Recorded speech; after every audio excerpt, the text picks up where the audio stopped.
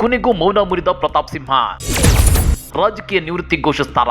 ಈಗ ನಾನು ಅವ್ರ ತರನೇ ಸಾಯೋವರೆಗೂ ಪಾಲಿಟಿಕ್ಸ್ ಮಾಡಕ್ ನಾ ಬಂದಿಲ್ಲ. ಡಿಸೆಂಬರ್ 13ರ ಸಂಸತ್ ದಾಳಿಯ ನಂತರ ಸಂಸದ ಪ್ರತಾಪ್ ಸಿಂಹ ಎಲ್ಲೂ ರಿಯಾಕ್ಷನ್ ಕೊಟ್ಟಿರಲಿಲ್ಲ.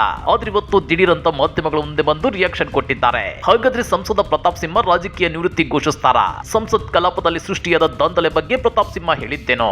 ಸಂಸದ ಪ್ರತಾಪ್ ಸಿಂಹ ದೇಶಭಕ್ತನ ದೇಶದ್ರೋಹಿನ? ಅದನ್ನ ಡೀಟೇಲ್ ಆಗಿ ತೋರಿಸ್ತೀವಿ. ಆದ್ರೆ ಅದಕ್ಕಿಂತ ಮೊದಲು ಹಲೋ ಕನ್ನಡ ಯೂಟ್ಯೂಬ್ ಚಾನಲ್ ಅನ್ನ ಸಬ್ಸ್ಕ್ರೈಬ್ ಮಾಡ್ಕೊಳ್ಳಿ. ಹಾಗೇನೇ ಪಕ್ಕದಲ್ಲಿರೋ ಬೆಲ್ ಬಟನ್ ಅನ್ನು ಪ್ರೆಸ್ ಮಾಡಿ.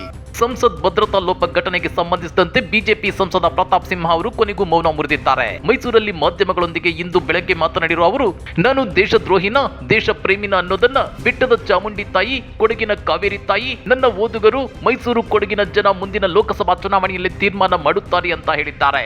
2024ರ ಏಪ್ರಿಲ್ನಲ್ಲಿ ನಡೆಯುವಂತಹ ಲೋಕಸಭಾ ಚುನಾವಣೆಯಲ್ಲಿ ಜನರು ನನ್ನ ಬಗ್ಗೆ ತೀರ್ಮಾನ ತೆಗೆದುಕೊಳ್ತಾರೆ. ನಾನು ಏನು ಅನ್ನೋದನ್ನ ಅಂತಿಮವಾಗಿ ತೀರ್ಮಾನ ಕೊಡುವವರು ನನ್ನ ಕ್ಷೇತ್ರದ ಜನ.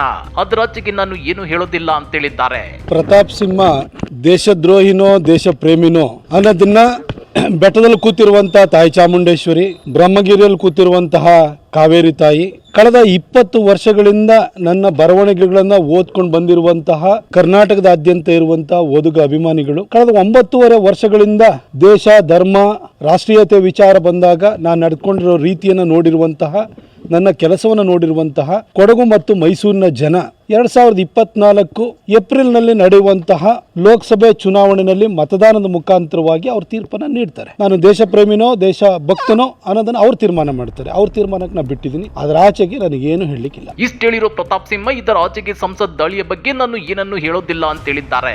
ಇನ್ನ ರಾಜಕೀಯ ನಿವೃತ್ತಿಯ ಬಗ್ಗೆ ಕೇಳಿದ ಪ್ರಶ್ನೆಗೆ, ನಾನು ಬೇರೆಯವರ ತರ ಸಾಯೋವರೆಗೂ ಪಾಲಿಟಿಕ್ಸ್ ಮಾಡೋಕೆ ರೆಡಿ ಇಲ್ಲ.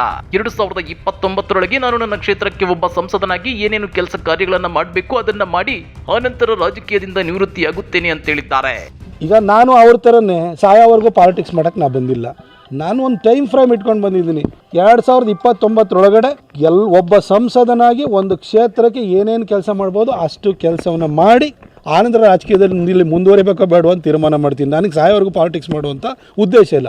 ಇನ್ನ ಇದೇ ವೇಳೆ ಸಿದ್ದರಾಮಯ್ಯ ಐಷಾರಾಮಿ ಖಾಸಗಿ ವಿಮಾನದಲ್ಲಿ ಪ್ರಯಾಣಿಸಿದ್ದರ ಕುರಿತು ಪ್ರಶ್ನೆಗೆ ಉತ್ತರಿಸಿ ತಮ್ಮನ್ನ ಸಮರ್ಥಿಸಿಕೊಳ್ಳಲು ಸಿಎಂ ಸಿದ್ದರಾಮಯ್ಯ ಈ ವಿಚಾರದಲ್ಲಿ ಪ್ರಧಾನಿಯನ್ನ ಇಳಿದು ತಂದಿದ್ದಾರೆ. ಪ್ರಧಾನಿಯವರು ಸರ್ಕಾರದ ವಿಮಾನದಲ್ಲೇ ಓಡಾಡುತ್ತಾರೆ. ಖಾಸಗಿ ಜೆಟ್ನಲ್ಲಿ ತಮ್ಮ ಪಟಾಲಂ, ಚೇಲ, ದುಡ್ಡು ಕೊಡುವವರ ಜೊತೆ ಪ್ರಧಾನಿ ಓಡಾಡೋದಿಲ್ಲ ಅಂತೇಳಿ ತಿರುಗೇಟು ಕೊಟ್ಟಿದ್ದಾರೆ. ದೇಶಕ್ಕೆ ಒಬ್ಬರೇ ಪ್ರಧಾನಿ ಇರೋದು. ದೇಶದಲ್ಲಿ 29 ಜನ ಮುಖ್ಯಮಂತ್ರಿಗಳಿದ್ದಾರೆ. ನೀವು ಸುಖ ಸುಮ್ಮನೆ ಪ್ರಧಾನಿಗೆ ನಿಮ್ಮನ್ನ ನೀವು ಹೋಲಿಕೆ ಮಾಡಿಕೊಳ್ಳಬೇಡಿ. ಈ ರೀತಿ ಹೋಲಿಕೆ ಮಾಡಿಕೊಳ್ಳೋದನ್ನ ಮೊದಲು ಬಿಡಿ ಅಂತೇಳಿ ಕಿಡಿಕಾರಿದ್ದಾರೆ.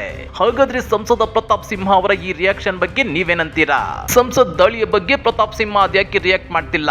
ಇವರಿಗೆ 2024ರಲ್ಲಿ ಬಿಜೆಪಿಯಿಂದ ಎಂಪಿ ಟಿಕೆಟ್ ಸಿಗುತ್ತಾ? ಸಿಕ್ಕರೆ ಇವರು ಮತ್ತೆ ಗೆದ್ದು ಬರ್ತಾರಾ? ಕಮೆಂಟ್ ಮಾಡಿ, ವಿಡಿಯೋ ಲೈಕ್ ಮಾಡಿ, ಶೇರ್ ಮಾಡಿ.